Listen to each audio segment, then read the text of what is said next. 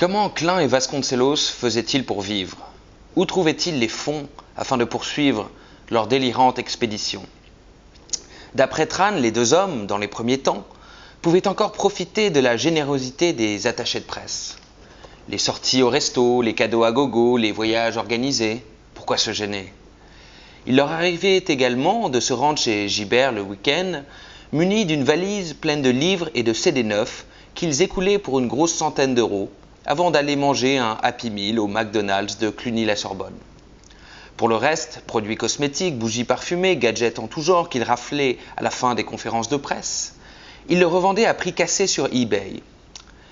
Ces pratiques contreviennent évidemment à toutes les règles déontologiques en vigueur dans la profession. Cela n'empêcha jamais Vasconcelos d'en abuser.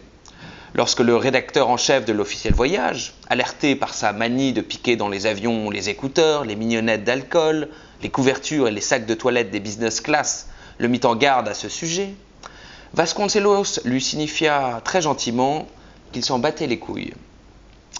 Vasconcelos regardait ces prises de guerre comme de justes dédommagements. Mieux encore, il prétendait que ce petit commerce garantissait son indépendance en lui assurant une sorte de revenu minimum pour continuer à exercer son métier dans de bonnes conditions. Mais personne ne se méprenait.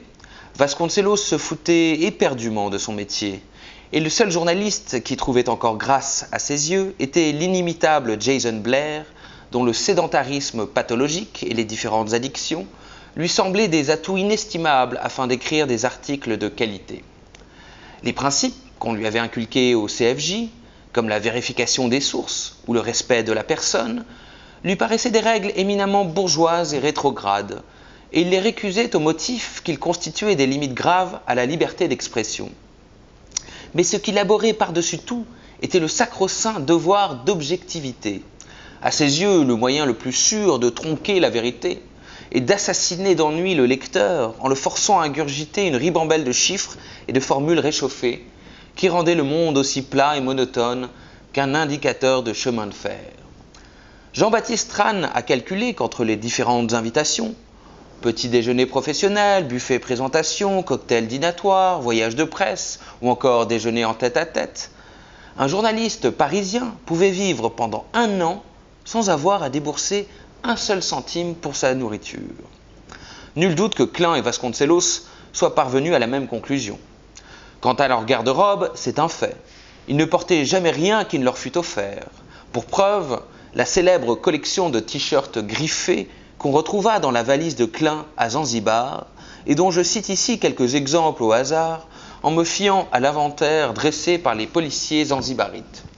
Diesel, Vietnam Airlines, Philippe Patek, Fiat 500 Gucci, Emilio Zegna, Hôtel La Mamounia, la Maison du Whisky, Vichy pour Homme, les voiles de Saint-Barth 2008 et de nombreux collectors tels que Jeux Olympiques d'Atlanta 1996 ou Quand c'est trop, c'est Tropico, qui date sans doute de ses débuts dans la profession.